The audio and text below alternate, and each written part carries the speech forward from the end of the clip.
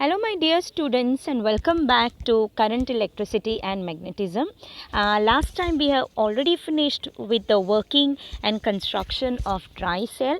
Today let us proceed with the next type of cell, that is lead acid cell. Fine. Now how is the construction and how does this cell works? First of all, let me show you the picture of the lead acid cell.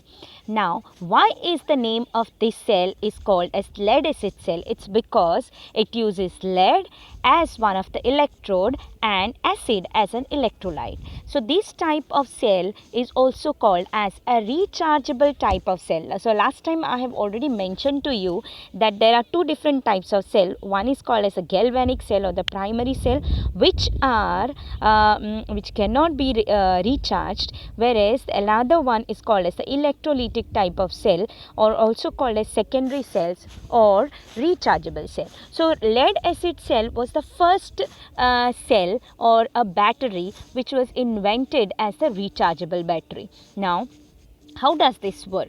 So this lead acid cell, as I've already about rechargeable battery, I've already told that when it is in the rechargeable condition, that means when it has to be recharged, it uses electrical energy to convert it into chemical energy.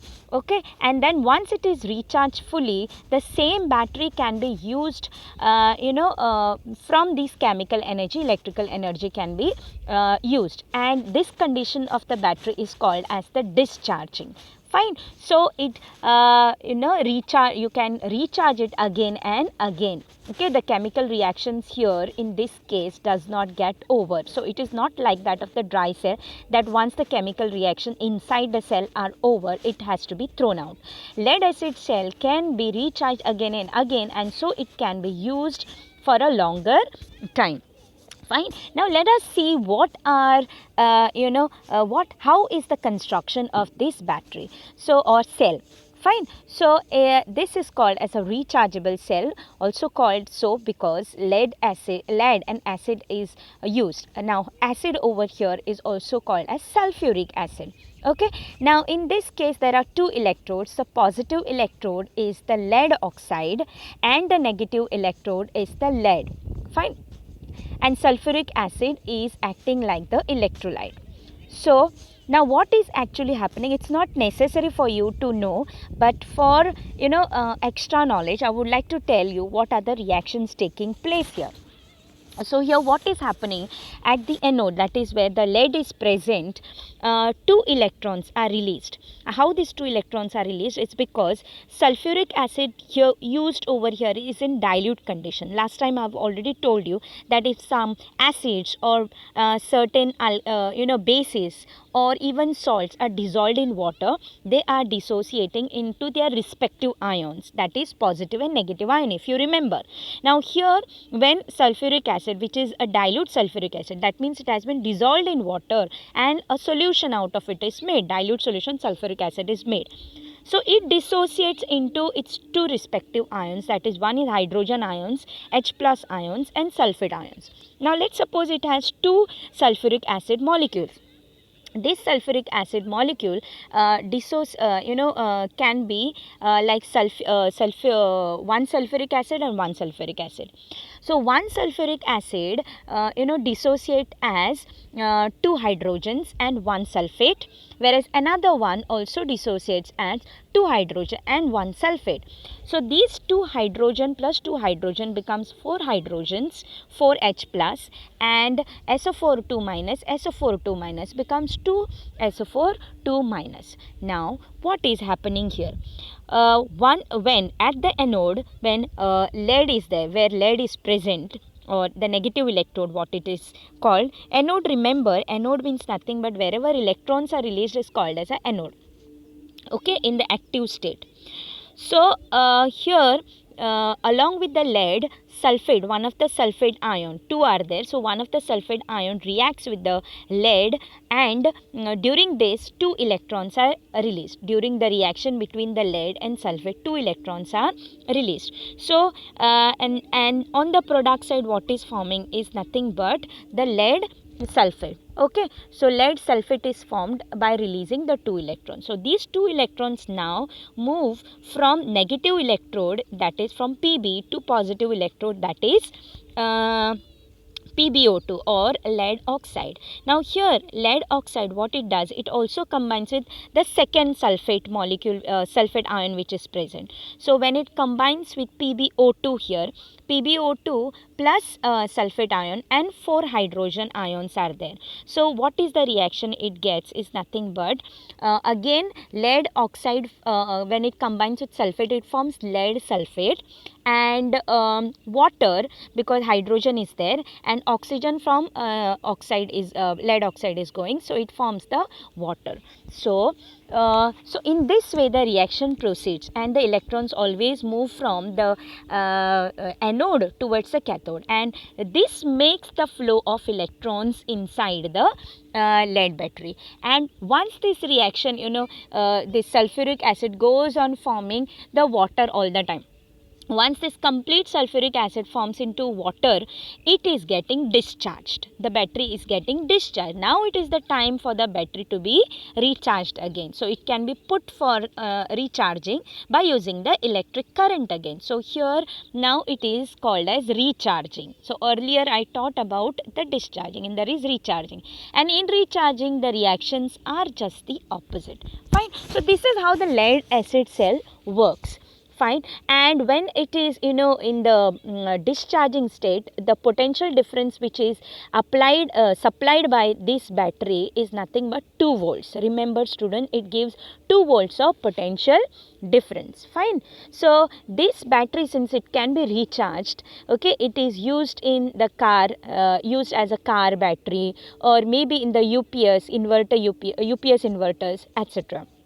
Fine. So remember, this is also called as a rechargeable cell, and because of the invention of this, car has got batteries, or whatever batteries which are there in the mobile instruments like this, or even UPS and inverters, this type of battery is used. So the structure of the battery is this. This is called as the lead acid battery. Now let us see the next one, that is the nickel cadmium cell. So this type of battery you might have seen. So this is also called as the nickel cadmium cell, or nickel, 2 or more cells are combining, it is called as a battery. So this is nickel cadmium cell.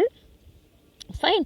So as compared to that of the lead acid cell are huge in size, whereas nickel cadmium are very small in size, and therefore they are used in the portable equipments. So it is also a type of rechargeable battery. Okay, so it is small in size, and so it is used as in portable devices.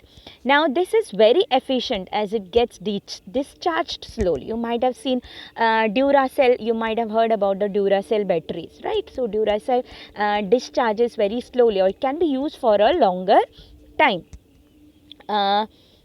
It can be used for a longer time. So that is why it is also called as a very efficient one. And since it has a smaller size, it can be used in the portable device. It can be taken anywhere. Okay, fine. Portable means the one which can be carried from one place to another. They are called a portable devices. Now in this case, what are the electrodes and which is the electrolyte? So here there are again 2 electrodes. Cadmium is the negative electrode, or also called as the cathode, and nickel oxide hydroxide is the positive electrode. Fine. So now which is the electrolyte here? Now in the case of lead acid cell, it was the acid, whereas in this case it is the base, which is a strong base like potassium hydroxide. Sometimes sodium hydroxide is also used as an electrolyte, and the potential difference which it gives is 1.2 volts. Now how is the construction of this? It's a very very complicated. When something has to be very technologically advanced, the system behind the work construction of it is always becoming very complex. Now this battery also has a complex structure. Cell has a complex structure. How is the cell designed? Here you can see over here, the different layers of different colors. There is yellow color, there is blue color, there is again yellow color, there is red color. Now here how this is designed. You remember a Swiss roll, how it is been rolled. Okay, the same way this nickel cadmium cell is also in the form of a roll. Now it has different layers, so that the positive and the negative electrodes are separated by using a separator, and that separator is nothing but the potassium hydroxide. That is the moist paste of this potassium hydroxide is present in between the two, so that they do not get mixed and there is no short circuit. Fine. So that yellow colored one which is shown over here is nothing but the separator between the positive and the negative electrode. So the blue color is the cadmium and the red color is the nickel oxide hydroxide. Nickel oxide hydroxide. So in this way is the construction of the nickel cadmium cell, and since there are so many layers of this cell, it can be used for a longer time. Okay, so the battery gets discharged very slowly. Fine. So this is also a type of rechargeable battery. Now where this type of battery is used, it is used mostly cell is used in calculator or in the toys, or maybe rechargeable torches. You might be recharging your torches many a times when there is no current. You might be keeping it recharged, so that next time when there is no current you can use it, right? So it is using the nickel cadmium cell. So it is very useful cell, and it has a lot of advantages as compared to that of the lead acid cell. Now let us see a little ahead. Now let us learn about what is the electric circuit, how it is designed. Okay, so for electric cell, what do we require to make a circuit, simple circuit? Okay, remember students, a simple circuit you can see over here. I have placed a picture. Now this simple circuit, you can see there is a bulb which is glowing, there are wires, there is a key there, and there is a cell. Fine. So these are all the requirements for the electric circuit. When all these electrical components are connected connected together, this type of circuit is called as the electric circuit. Now the cells can be placed inside the cell holder also. You might have seen this type of cell holder in your toys. Fine, in the toys you might have seen this type of cell holder where you can place more than one cell. Fine. Now why is this connection like this? It requires, what are the requirements for a simple circuit? It requires wires, conducting wires, also called as conductors, as I have already explained to you before. It requires a key. Okay, key means you might have seen the switches on the switchboard. These switches are also called as key. Now you can switch on and switch off. The same way the key acts like. You can close the key as well as open the key. When the key is open, there will be no current. That means when it is switched off, there will be no current. So it is also called as an open circuit. And when it is switched on, that means the key is closed, the current will start flowing. So that means a key is necessary. Otherwise, if there is no key, the current will go on passing inside the wires till the cell gets over. Fine. So there has to be a switch so as to save electricity. Fine. So here key is required. Then a gadget, like over here a gadget, electrical gadget used is a bulb, is a must to see whether there is flow of current or not. Otherwise we will not understand whether there is flow of electricity or electric current or not. So therefore an electrical gadget is required for a circuit. You might have seen so many electrical gadgets in your house, like refrigerator, fan, anything. Any electrical gadget is called as an electrical gadget. So and when there is current, all of them will be working. If there is no current, all will be switched off, right?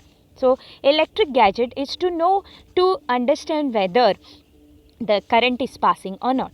Then the most important one is the cell or the battery. Fine.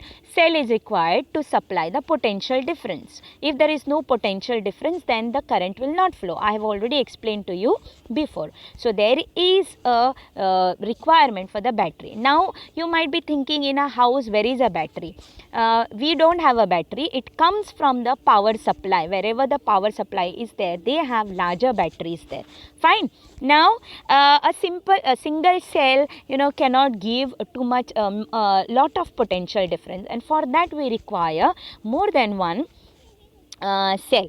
So more than one cell is also called as the battery. Now this is the picture which I have shown is the schematic representation of the electric circuit. That means we cannot go on drawing all the different types of wire or a gadget or maybe a battery all the time. So therefore a schematic diagram of electrical circuit is this one, the third diagram which I have just shown now. Now let us see why these cells are connected in series. You might have seen a transistor radio, or maybe your toy, especially the new toys which are having the cells which are placed in the cell holder. So when they are placed in the cell holder, the series of these cells acts like the battery. So you can see that the cells are connected, single cell, you can see a larger a bigger line is there and a smaller line is there. Remember dear students, a bigger line always represent that it is a positive terminal. Why? Because it is at a higher potential, and the smaller line shown over here is the negative terminal because it is at a lower potential. So this the first picture on the left hand side shown over here is nothing but a cell. But the same cells, when they are connected in series, more than two cells, or two or more than, not more than two cells, two or more than two cells, when they are connected, it is also called as a battery. Now how is the connection in a battery?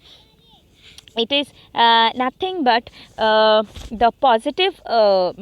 negative terminal of the first cell is connected to the positive terminal of the second cell. Like that, the negative terminal of the second cell can be connected to the positive terminal of the third cell, and so on. So this is how the cells are connected. Always remember, negative terminal is connected to the positive, again of the first cell to the second cell, and from second cell to the third cell, again it is connected from negative to positive, and this way series of cells can be connected. And why this is required? Just to obtain the higher potential difference. Fine. So for example, if the potential difference of one of the cells is around 1.5 volts, and if three cells are connected in a series, that means they are connected as a battery, the total voltage or total potential difference supplied by them will be nothing but 4.5 volt. That is 1.5 plus 1.5 plus 1.5 becomes 4.5, or 1.5 multiplied by 3 becomes 4.5 volts. So this is how the cells are connected. So up to here is for today. So next time you are going to learn about magnetic effects of the electric currents. So I hope so you have understood about the lead acid battery or lead acid cell, the nickel cadmium cell, and of course electric circuit and the connecting cell, how the cells are connected. Now one more thing dear student, I just want to mention is, there are other types of cells also. You might have heard about button cells, right? So button cells are also called as lithium salt cells. So these can be used in the watches. You might have seen watch, or maybe the laser torch which we use for which you use for playing and all. So all these are using the button cells. So button cells are also called as a lithium salt cell. Since it is not mentioned in your textbook, I am not going to talk about it in detail. Fine. So just for your extra information, I just mentioned to you about the lithium cells or the button cells. Button cells are also called as coin cells. So I hope so you have understood about the cells in detail. Fine. So next time we will learn about the magnetic effects of the electric current. So till then students, thank you very much.